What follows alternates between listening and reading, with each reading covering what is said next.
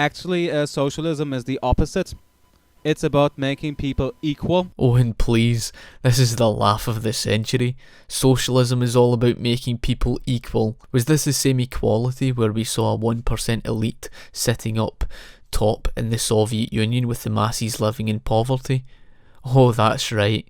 Here is where you blame the Union Soviet Socialist Republic on capitalism.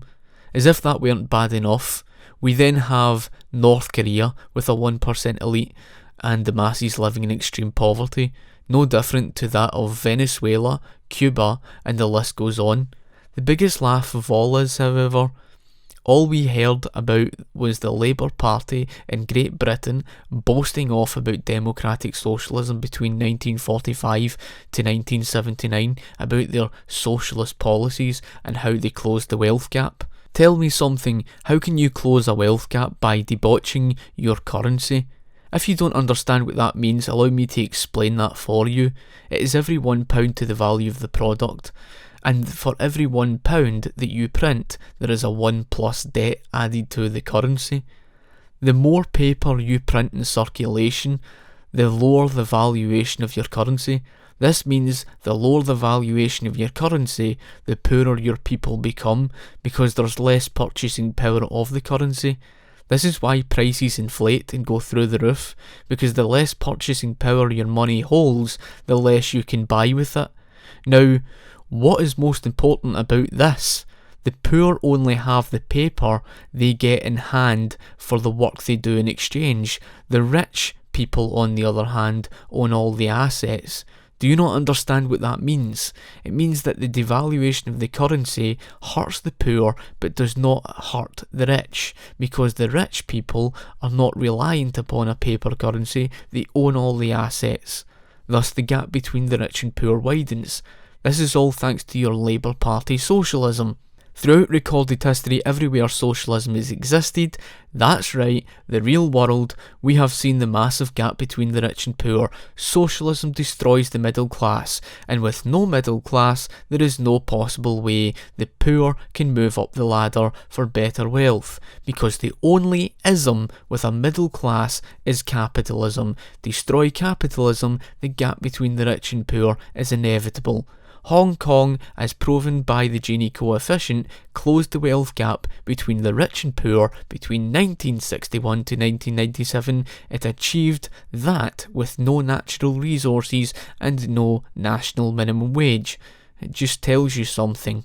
And not giving them any God-given rights or God-given rights of possession. It's about equally distributing this wealth. This utopia sounds nice and everything. Remind me again, how are you going to allocate scarce resources efficiently without the information of profits and losses again? That's right, your idea of socialism has been completely destroyed with the argument on prices, because the resources being scarce means there's not enough resources to fulfill everyone's needs. How then do you plan to create the egalitarian utopia of redistribution of wealth so everyone gets equally?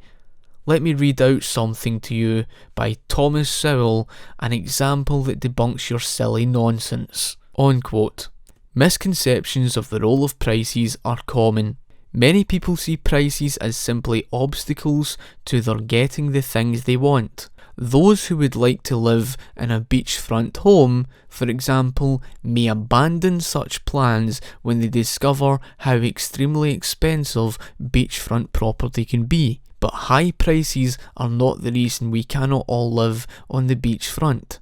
On the contrary, the inherent reality is that there are not enough beachfront homes to go around, and prices simply convey that underlying reality. When many people bid for a relatively few homes, those homes become very expensive because of supply and demand.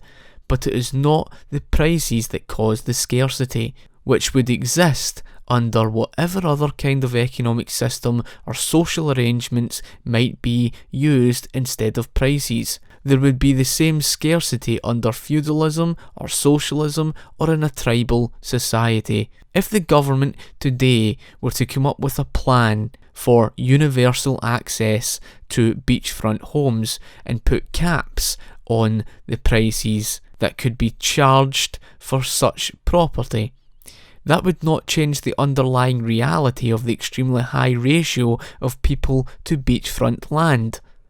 With a given population and a given amount of beachfront property, rationing without prices would have to take place by bureaucratic, fiat, political favouritism or random chance.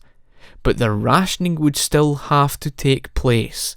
Even if the government were to decree that beachfront homes were a basic right of all members of society, that would still not change the underlying scarcity in the slightest.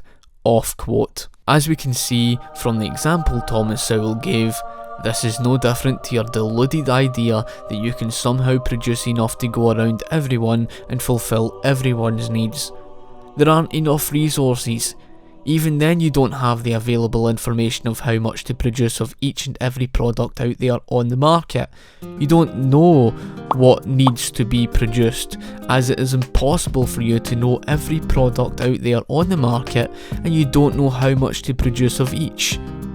Even then you don't know the value of each. Value is not objective. Value is subjective.